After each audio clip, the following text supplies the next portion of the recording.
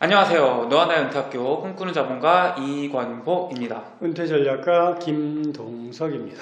이제 은퇴를 앞두신 분들이 네. 이제 두 번째 이력서를 들고서 이제 내가 이제 어디로 이직을 한다거나 네. 전직을 하려고 막 이력서를 들고 다니잖아요. 많이 들고 다니죠. 제가 이제 대학교 다닐 때 이제 저도 이제 입사지원서 이력서 쓸 때는 이제 반복되는 질문들이 많아요. 그럼 그걸 다 메모장에 써놨다가 네네. 컨트롤 C, 컨트롤 V 해가지고 다 똑같이 보냈거든요. 대부분 네, 그렇죠. 컨트롤 예. V. 근데 이제 이게 이렇게 써봤으니까 네. 이제 내가 은퇴할 때쯤에도 다시 내 이력서를 쭉 정리해가지고 이거를 이제 나를 필요로 하는 기업들의 네. 컨트롤 C, 컨트롤 V를 해서 네. 이렇게 하면 되는 겁니까? 절대 안 되죠.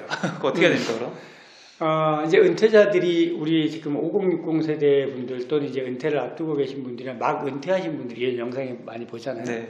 자, 은퇴자들이 재취업을 하려고 하잖아요. 네. 그럼 이제 자기 자신이 선택해야 될 두 가지가 있어요. 네.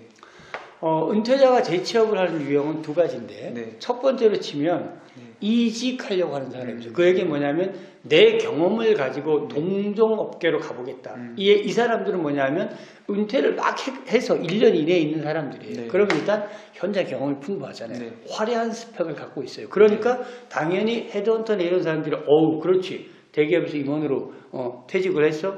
그러면 지금 막 중소기업이나 이런 데서 이 사람의 경험이 되게 필요하잖아요. 그쵸. 이럴 때 네. 이직을 준비하는 사람의 이력서는 최대한 화려하게 써라. 내가 외국에서의 경험, 프로젝트에 참여했었던 거, 성공했었던 거, 최대 매출을 올렸던 거, 계약을 다 쓰는 거죠. 네. 읽어보면서 흐뭇해 내가. 내가 열심히 화려하게 20년 넘게 내가 역시 내가 직장생활 잘했어. 화려하게끔 쓰세요. 그렇게 할 때 헤드헌터나 이런 사람들이 콜을 받죠. 자, 이거는 보통 이제 퇴직하고 나서 1, 2년 이내에 한 번 딱 써먹을 수가 있어요. 근데 이제 이렇게 갔다가 이분들이 네. 한 1년이나 2년 이제 그 쓰임을 다 하면 그쵸.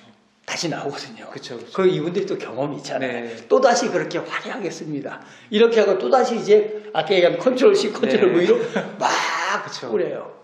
근데 웬일일까 이게? 연락이 하나도 안 와요. 왜 그러죠? 그게 이제 왜냐하면 네. 은퇴하고 나서 딱 한 번, 두 번 정도는 그렇게 써먹을 수가 있는데 그 경험에 유효기간이 있어요. 퇴직했을 때 이 사람이 가진 경험에 네. 유효기간이 있어요. 그래서 우리 법정에서는 전관예우 이런 얘기 하죠. 그 기간이 끝났어요. 그러면 이제 우리가 내가 내 경험으로는 이제 취업이 안 되는구나. 그럼 이제 우리가 뭐다? 전직의 유형이 되죠. 그럼 뭐다? 내가 기존에 했던 일과 전혀 다른 곳에 취업을 해야 되잖아요. 네. 예를 들면 내가 이제 뭐 학교 같은 데에 뭐 학교 보안관, 네. 예를 들면 뭐 청소 용역업체에 뭐 경비, 네. 뭐 이런 걸 한단 말이에요. 네. 그런데 거기다가 화려하게 있었던 그 스펙을 딱 써갖고서 쫙 보냈어요. 거기서 딱 본 게 이 사람이 어떻게 와서 경비를 해? 그쵸. 절대 연락이 안 오죠. 그때는 이제 기존에 컨트롤 C를 다 지우시고 학력도 제가 혹시라도 학력 좋아하는 거 아니에요? 최대한 뭐 전문대졸이나 고졸이나 이렇게 쓰고 뭐 아르바이트 경력이라든가 이런 거 위주로 쓰세요. 그래 이렇게 딱 보내야지.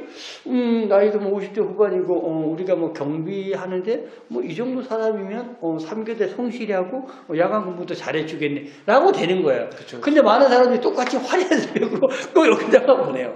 자, 정리해드리면 이직 유형하고 전직 유형의 이력서는 달라야 된다.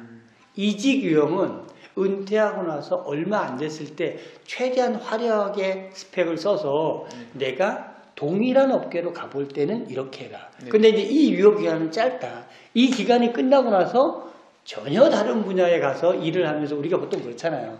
한 달에 뭐 용돈 한 100만 원에서 150 정도 받으면 돼. 큰 욕심도 없어. 이런 일자리잖아요. 네, 그렇죠. 그러면 거기에 맞는 이력서를 써야 됩니다. 화려한 스펙을 다 빼시고 학력도 어떻게 우리가 좀 낮춰서 뭐 박사학위를 갖고 있어서 좀 낮춰서 이렇게 쓰시고 화려한 경험이 아니라 뭐 내가 아르바이트를 열심히 했다든지 일용직을 좀 열심히 했다든지 이런 거 위주로 써서 보내면 무난히 될 수가 있죠.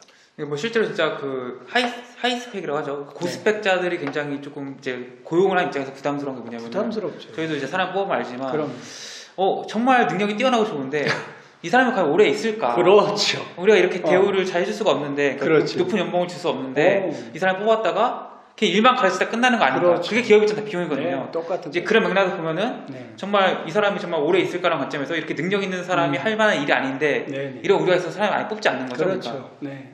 그래서 철저히 이직 유형하고 전직 유형이 다르다. 거기에 따라서 다른 두 가지 버전의 이력서를 써놓고선 네. 각자 보내면 네. 훨씬 재취업이 용이하다는 말씀 드리고 싶습니다. 네, 그래서 너무 이제 컨트롤 C, 컨트롤 V 하지 마시고요. 꼭 이제 너무 화려한 것만 좋은 건 아니다. 그렇죠. 이제 꼭 그 장자라는 책을 보면은 이런 부제 나거든요.